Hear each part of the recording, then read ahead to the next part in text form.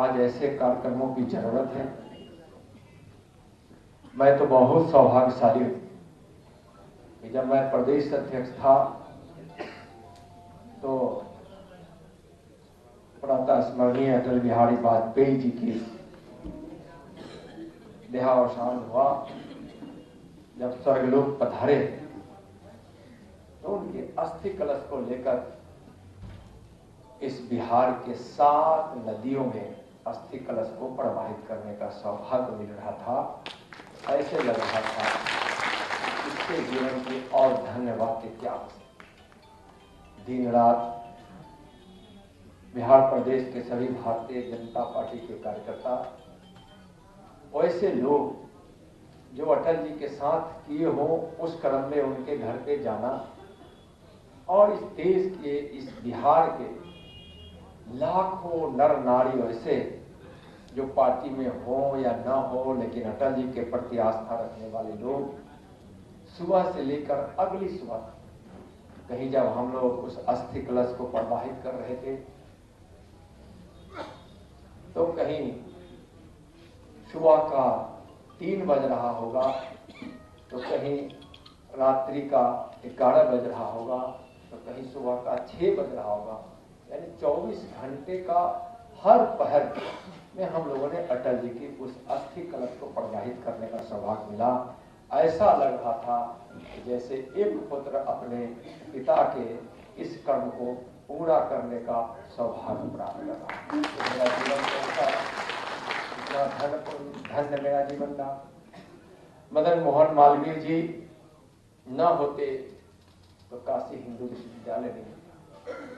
आज दुनिया का सबसे सनातन का सबसे पुरोधा बनकर सनातन को जीवित रखने के लिए जिन जिन चीजों की जरूरत होती है सारा आज काशी हिंदू विश्वविद्यालय में विद्यमान है।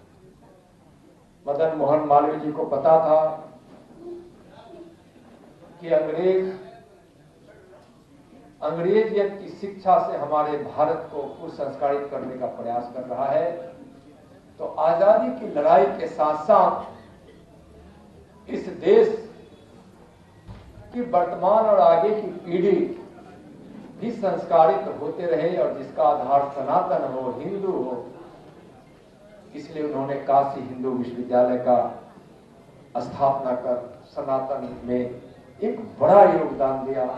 ऐसे कहा जाए तो आधुनिक युग के वह शंकराचार्य जी थे जिन्होंने सनातन को इतनी मजबूती शिक्षा के माध्यम से और अपनी सेवा के माध्यम से दिया है। आज अटल जी पंडित दीनदयाल उपाध्याय के एकात्म मानववाद इसका दर्शन है कि जो विकास की पंक्ति पर वंचित होकर समाज में सबसे पंक्ति में पीछे बैठा है, इस देश के संसाधन पर उसका पहला हक है। लगातार वर्षों की पीढ़ियों ने यानी कई दशकों तक जनसंघ से लेकर भारतीय जनता पार्टी के अनेकों दधीची बनकर जब जनसंघ को मजबूत बनाया, जनसंघ को स्वरूप दिया, धीरे धीरे बढ़ता हुआ वृक्ष एक समय ऐसा आया कि अटल बिहारी वाजपेयी को प्रधानमंत्री के पद पर सुशोभित कराया। और जब अटल बिहारी वाजपेयी जी भारत के प्रधानमंत्री के रूप में जब विराजमान हुए तो लगा कि पंडित दीनदयाल उपाध्याय जी के सपनों को पूरा होना प्रारंभ हो गया है। प्रारंभ उन्होंने किया भी और बढ़ते हुए क्रम में जब अटल बिहारी वाजपेयी जी के विचारों को और पंडित दीनदयाल उपाध्याय के उस विचारधारा को, उस सिद्धांत को लेकर जब भारत के प्रधानमंत्री आदरणीय नरेंद्र मोदी जी जो दुनिया के सबसे लोकप्रिय नेता हैं, जब इस संकल्प के साथ बढ़े तो आज गरीब सेवा, गरीब कल्याण, भारत को विश्व गुरु बनाने जैसी कार्य को भी आज संकल्प के साथ पूरा करने के उद्देश्य से बढ़े और आज वह सपना पूरा होता हुआ दिखाई पड़ रहा है। और जो भविष्यवाणी विवेकानंद जी ने की थी कि 21वीं सदी में हमारा भारत ऐसा होगा जिसमें न कोई बेबस होगा, न कोई अशिक्षित होगा, न कोई बेघर होगा और न कोई भूखा होगा। जिस भारत की कल्पना, जिस भारत की भविष्यवाणी विवेकानंद जी ने की थी, उस भविष्यवाणी को आज पूरा कर रहे भारत के यशस्वी प्रधानमंत्री आदरणीय नरेंद्र मोदी। संयोग भी देखिए, सनातन से मतलब है, न गरीबों के सम्मान और विकास से मतलब है, न किसान महिलाओं के जीवन में खुशियां, नौजवानों को रोजगार मिले उससे मतलब है। वैसे लोग विभेद पैदा करते। आप देखे होंगे एक नेता है डीएमके मारन दयानिधि मारन, उन्होंने कह दिया कि बिहार और उत्तर प्रदेश के हिंदी भाषी लोग आते हैं तो यहाँ शौचालय साफ करने का काम करते हैं, सड़कों की सफाई करने का काम करते हैं, यहाँ मजदूरी करते हैं और बड़े बड़े ठेकेदारों के अधीन यहाँ बड़े बड़े भवन बनाए। ए मूर्ख दयानिधि मारन, तुमको समझना चाहिए कि एक देश के प्रधानमंत्री नरेंद्र मोदी जी प्रयागराज में वही स्वच्छता अभियान में लगी हुई सफाई करने वाले भाइयों बहनों का पांव पखारे थे। भाई बहनों का पांव पखारे, पता ही नहीं है कि यह देश की सोच क्या है, देश की संस्कृति क्या है, देश में प्रेम का मतलब क्या होता है। पांव पखारने की बात आती है मोदी जी की, तो पांव किसी के आंसू से पांव के धूल जाते हैं, यह भी हम आप सबों के बीच कहना चाहेंगे। याद कीजिए जब द्वारकाधीश भगवान कृष्ण हो गए थे, सुदामा अपनी धर्म पत्नी जी के आग्रह के बाद जब कृष्ण से मिलने के लिए गए, द्वारपालों ने रोक दिया।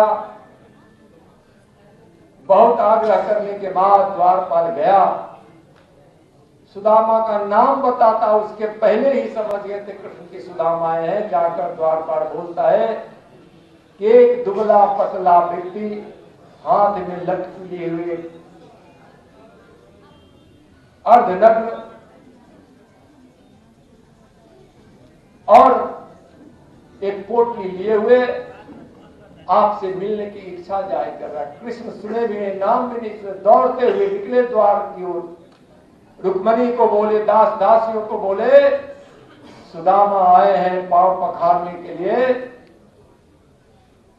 जल पात्र लाओ, थाल लाओ, जल से भरा हुआ लेकर आओ। दौड़ते हुए कृष्ण दौड़ने लगे, न पांव में कुछ पहने, न मुकुट, न पीताम्बर।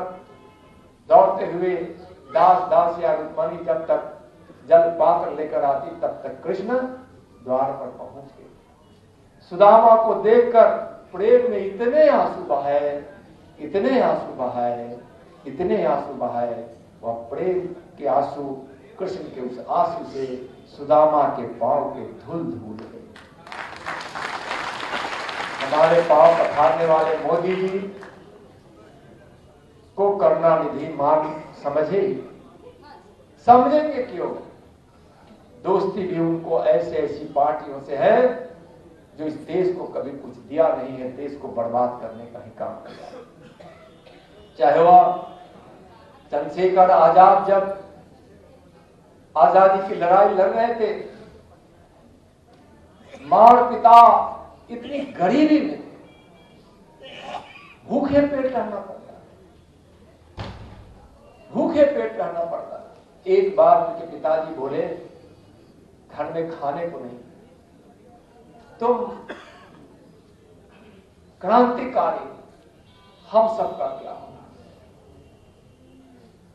चंद्रशेखर आजाद बोले, मां मेरे पास गोली पिस्तौल के अलावा कुछ नहीं है, और मैं अंग्रेजों के लिए ही रखा हूं। जितना अंग्रेज को मैं मारूं, समझना कि उससे तुम्हारी भूख मिट रही। ऐसे चंद्रशेखर आजाद ने देश की आजादी की लड़ाई। लेकिन जिन्ना के जिन्ने जवाहरलाल के जिद्ने और जिन्ना के जिन्ने देश की आजादी के एक दिन पहले इस देश का बंटवारा कर दिया। उस पार्टी के साथ रहने वाले नीतीश जी हो, लालू जी हो, करुणानिधि मारन हो या कोई भी हो, कम्युनिस्ट हो, सब इससे ज्यादा सोच ही नहीं सकते। और यह विभेद पैदा करना, यह हिंदी भाषी है, यह उत्तर का है, यह दक्षिण का है, यह देश के लिए बहुत ही नुकसानदेह बातें होती। वैसे लोगों को जवाब देना है, पूछना है कि करुणानिधि के इस बयान से, दयानिधि मारन के इस बयान से क्या जदयू और आरजेडी के लोग बोलते हैं? भाइयों बहनों, अपने देश में बहुत स्वच्छ परंपरा रही है। उस परंपरा को बनाने में सभी समाज के साथ आपके समाज सर्वोपरि रहा है। हर स्थिति में, हर परिस्थिति में सनातन देश, समाज, मर्यादा, यह सब कैसे कायम रहे? जब देश रहेगा तो संस्कृति रहेगी, संस्कृति रहेगा तो यह देश रहेगी, सनातन रहेगा तो धर्म रहेगा, धर्म रहेगी तो संस्कार रहेगा, शिक्षा रहेगी तो व्यापक गुणों का विकास होगा। इसलिए आज के इस अवसर पर हम फिर दोनों विभूतियों को नमन करते हुए हम सब अटल जी के और मदन मोहन मालवीय जी के बताए हुए रास्तों पर चले और आज वर्तमान में इसकी दो विभूतियों का रास्ता पर चलने वाला शेर की तरह और अंगद की पांव की तरफ थमा कर चलने वाले व्यक्ति का नाम है, हीरो का नाम है नरेंद्र मोदी। चलिए हम सब मिलकर उनके नेतृत्व में अटल बिहारी वाजपेयी जी और मदन मोहन मालवीय जी के विचारों को, उनके उद्देश्यों को, उनको सपनों को पूरा करें। बहुत बहुत धन्यवाद। अटल जी अमर रहे, मदन मोहन मालवीय अमर रहे।